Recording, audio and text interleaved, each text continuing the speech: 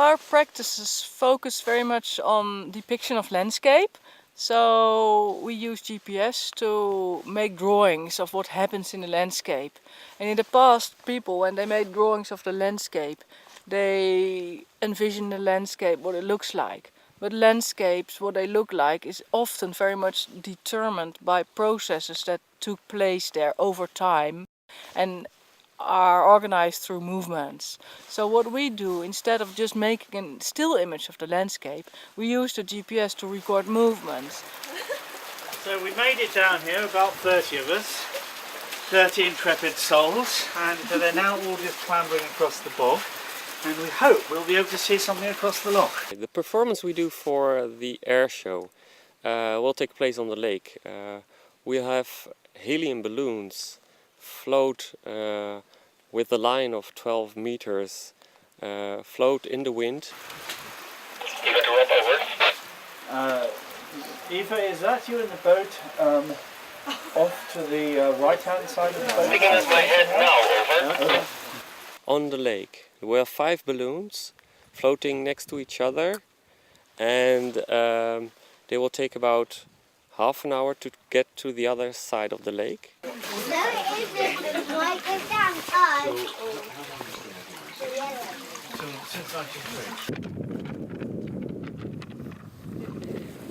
Let's move back and see if... Oh, thank you, Suzanne.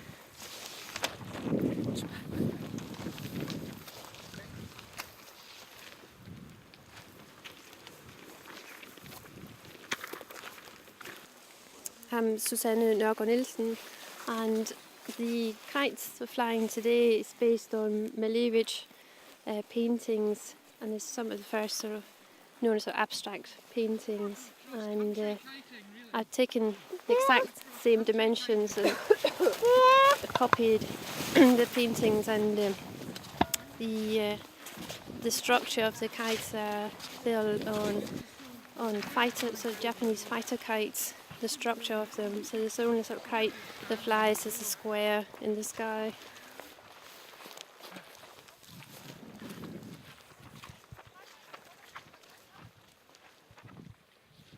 I've been flying them over for quite a few years now. I've made, there's another, the white and white, and there's the red square, and there's the smaller black square as well. So I made 6 altogether. I did develop them as a part of a series of self-portraits. There's self-portraits, and it's more sort of questioning how Malevich and they've gone down in art history, and how you often just more sort of focus either on his abstract work or you focus on his figurative work. Whereas it's really much more interesting if you look at his figurative work and abstract work together. But it's just as much about like the figure movement and the sort of relationship between the figure and the kite.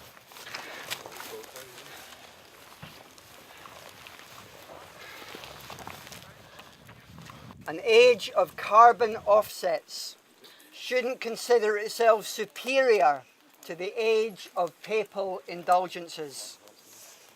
Someday each island will be under sail with a turbine of its own. Windmill turbines are frowned upon because they can usually be seen and heard. Being seen, a windmill can neither hide nor lie. There is no energy more withheld from sight than the atom of nuclear power. With wind energy, fuel returns from its stint in the fiery underworld. Community-owned turbines nationalise land and power at one and the same time. Neo-capitalist wind farm versus wind eco-village. Being stuck in the mud, we'll fry in the sun. Shyly, the Savonius turns in on itself.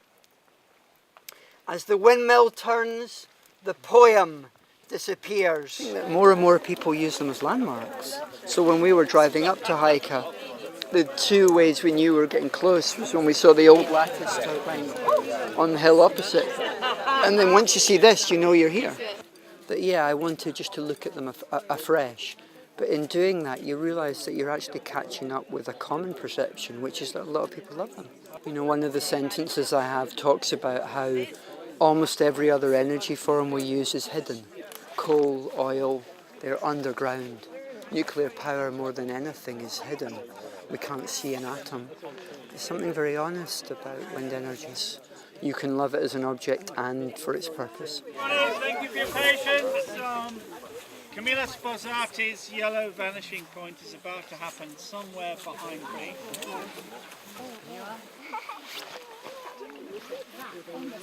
Going!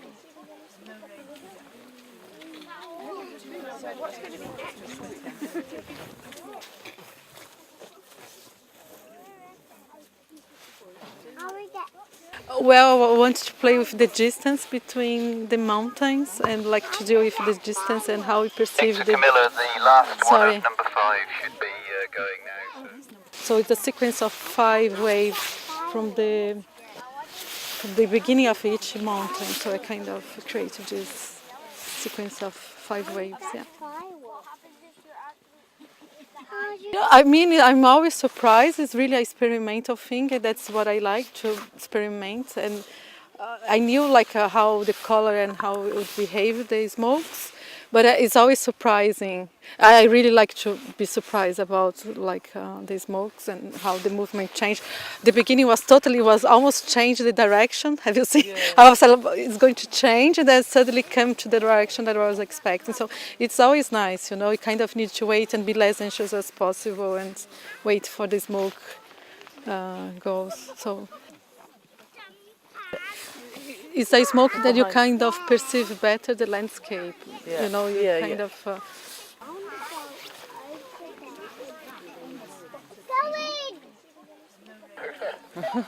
Okay. Thank you.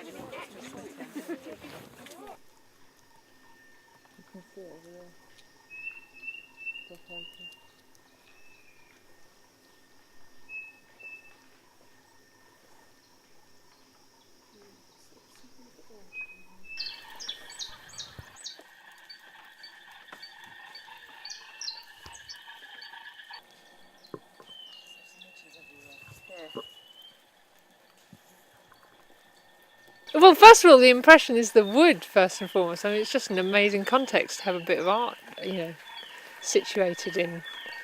And then just the enclosed environment in which you actually see it, you know, all 3 of them, you're really kind of up against it, which makes it quite intense and slightly claustrophobic, which is probably what the bird is feeling at this very moment.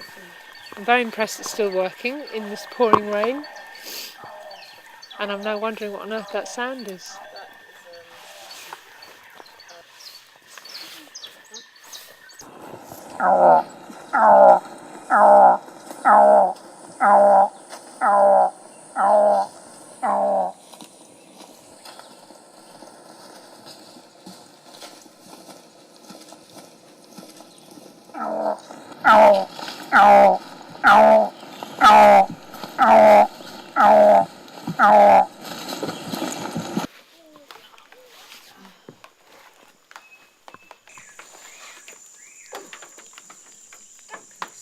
Can you hold the broom and I need to take the broom?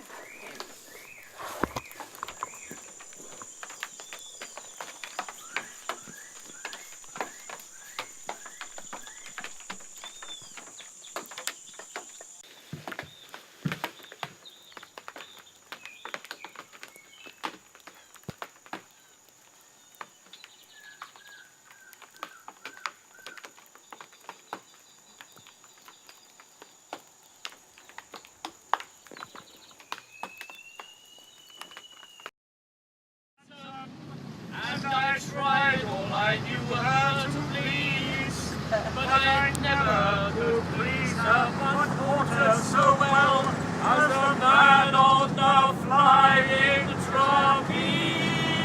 Everybody!